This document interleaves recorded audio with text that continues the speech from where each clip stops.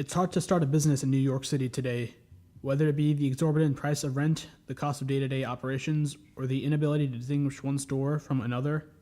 There's a great deal of difficulty in starting a business. One would assume these issues give pre-existing businesses a great advantage, and this is true to a certain degree. However, the question for these businesses is how they can remain open and compete with online retail outlets and with chain stores that often have a much greater variety of inventory to sell at a much lower cost. And how does ownership and management play a factor in this? Since the beginning of operation, Paragon Sports has remained under the ownership of the same family, and the store refused to expand into multiple stores. This allows ownership to focus on day-to-day operations and constantly be present in the store. The hands-on approach resonates with employees, allowing them to feel comfortable contributing to the store's unorthodox methods. For example, when Lem's shoes were discontinued, customers brought their concerns to the associates who were on the floor. As a result, the associate went to the manager in charge of ordering merchandise, and now they are sold again at Paragon. This exemplifies 3 reasons as to why Paragon remains open. The store is willing to listen to its customer base. If multiple people are asking for something, the wise thing to do is listen. Most stores do not follow this method, though, simply sticking to what their job requires them to do. This leads into another reason why Paragon remains open: the associates themselves. Sales associates are often seen as the bottom of the pyramid when it comes to a business. However, the bottom of a pyramid provides support and structure. The associates at Paragon provide the same to the store. Instead of hiring random people who apply, they hire specialized people who have a history with whatever department the employee works in. For example, one of the employees I interviewed had a history of rock climbing, so works in footwear, specifically dealing with the outdoors. Another employee I spoke to works in clerical operations. Her managerial experience is what led her to applying and excelling in that area. The third reason for how Paragon has remained open is the hierarchy, or the lack thereof, that has been established.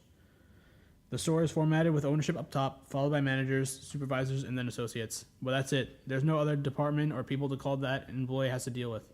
As aforementioned, ownership sets the tone for this, and according to employees, they are very approachable.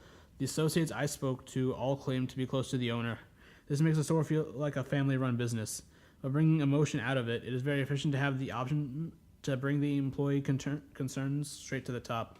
This would enable effective change to occur as soon as possible. Paragon has also been able to incorporate urban retail techniques and principles that are recommended by experts. For example, Paragon's window display exhibits a broad span of vibrant colors, also without many items on the stand. So enough space is left over so a potential customer can see the entire interior of the store just by looking through the window. Paragon also manipulates psychological techniques that stem forward from what brings intrinsic value to New Yorkers. For example, the brand of the New York Knicks and Yankees resonates more with New Yorkers than the Brooklyn Nets and the New York Mets in those respective sports. As a result, Paragon sells more Knicks and Yankees apparel.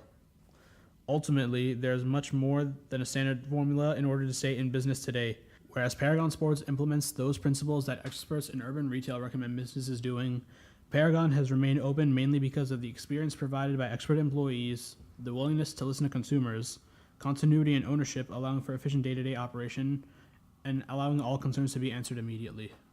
Paragon Sports opened in 1908 on 18th Street and Broadway. It's still located there today. That puts it right outside of Union Square in the heart of the Flatiron District. The history of the Flatiron District is pretty interesting. In 1985, it became called the Flatiron District because of the residential surroundings. But before that, it was known as the Toy District. For much of the early 20th century, it was known for a bunch of toy factories that surrounded the area. However, the area more clearly reflects that of the Union Square now. When you see tourists walk into the store, you see a lot from South Africa, Brazil, Argentina. This isn't something that you'll really see in most of the Flatiron District. 4, 5, 6, L, N, U, R, and W squares are all in Union Square, which makes it a travel hub, somewhere that many tourists and many people from